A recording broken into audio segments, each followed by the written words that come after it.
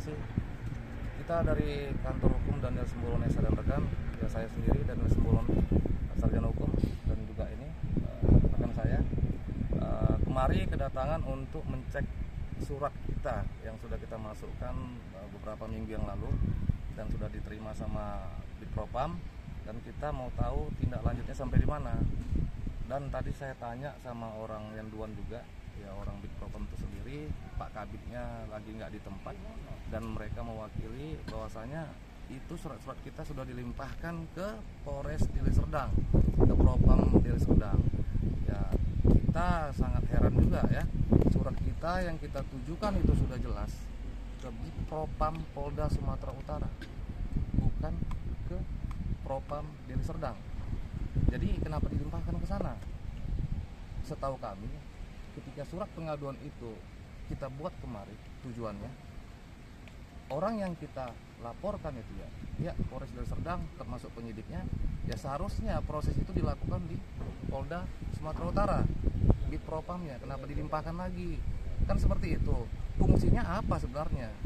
Kami sangat berpengharapan pihak Polda Sumatera Utara, Bitpropam, sesuai dengan surat yang sudah kita lampirkan kemarin, dan itu surat-surat sebelumnya juga sudah dilakukan ke sana gitu, ke tempat Propam ini. Tapi kenapa bolak-balik itu masalahnya? Apakah pihak Propam Polda itu sendiri tidak bisa menangani ini gitu loh? Kenapa terkait tentang proses penyidikan dilakukan oleh penyidik, dan itu kita anggap tidak profesional, karena kita pernah berkomunikasi dengan penyidik yang bersangkutan ya, yang megang perkara ini di Polres Deli Serdang. Ya beliau kita anggap tidak kooperatif, tidak objektif, dan tidak transparan, dan itu kita sudah lampirkan semua bukti-buktinya juga kepada Propam Polda Sumatera Utara, dan itu dilimpahkan. Kami dengar informasinya tadi, makanya kami agak bingung juga nih. Kalau seperti main bola, lempar sana lempar sini, kita bingung juga kepastian hukum yang mau kita terima itu bagaimana gitu loh. Kita kan minta kepastian hukum itu melalui surat, karena yang kita ketahui Bitpropam itu sendiri yang bisa melakukan tindakan terhadap laporan baik secara tertulis, dumas ataupun gimana, itu mereka yang melakukan tindakan kepada aparat ataupun pihak-pihak ataupun oknum yang kita laporkan melalui surat tadi. Kira-kira seperti itu. Kemarin kita sebelumnya sudah ke Polres Deli Serdang, dan kita meminta untuk ketemu dengan Kasat Reskrimnya yang baru ya, yang baru itu katanya ada gelar di Polda, dan yang menyambut kami Wakasatnya, Wakasat Reskrimnya itu sendiri yang bernama ya, AKP Alex Piliang, dan disambut baik sama beliau. Dan kita sudah sampaikan semua tentang keluhan-keluhan dari pihak keluarga korban melalui PH juga, kita disambut baik tadi di dalam ruangannya, dan kita sudah jelaskan banyak beberapa hal, apalagi terkait tentang proses penyidikan yang telah dilakukan, proses penyelidikan yang telah dilakukan oleh penyidiknya, yaitu Pak Lumban Raja, sarjana hukum, dan kita sudah kasih tahu semua. Dan orang-orang yang patut dicurigai yang kita duga terkait tentang matinya klien kita ya, itu Arianto Chandra Sitohang, itu sudah kita sampaikan.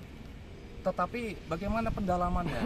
Kami mau tahu sampai sejauh mana hal-hal yang didalami oleh penyidik dalam proses penyelidikan yang dilakukannya. Kenapa kami menganggap pesatnan? Ada beberapa poin di sini yang perlu kami sampaikan, yaitu ketika press release beberapa waktu yang lalu, beberapa bulan yang lalu, itu Pak Kombes Tatan ya, di Polda Krimum Polda Sumatera Utara, dalam press release-nya menyampaikan saksi-saksi yang sudah diperiksa itu totalnya itu 70 orang yang sudah diperiksa sebagai saksi, diambil keterangan sudah. Tetapi SP2HP yang terakhir di tanggal 15 November 2021 itu di situ dijelaskan 47 orang saksi. Kenapa bisa nyusut? Kan jadi pertanyaan buat kita nih.